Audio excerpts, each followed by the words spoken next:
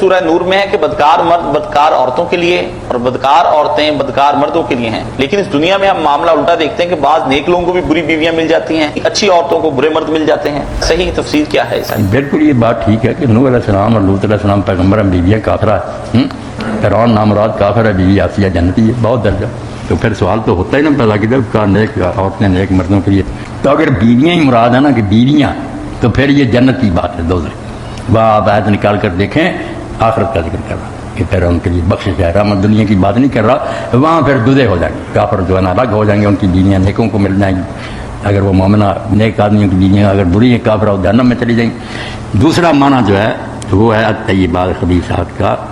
اچھی باتیں، وہاں بیویاں مراد نہیں، اچھی باتیں کہ جو اچھے وعدے ہیں وہ نیک لوگوں کے، بروں کو نہیں ملیں گے جنت اور دوسری ساری عمدہ چیزیں منع کرنا، اور بری چیزیں جو ہے عذاب اور مصیبتیں اور پیٹ وغیرہ یہ سب خبیثوں کو ملے جی، یا یا یہ مراد رہنا جیسے طیبات اور خبیثات قرآن میں جگہ عمدہ چیزیں بری چیزیں، یا بیویاں تو آخر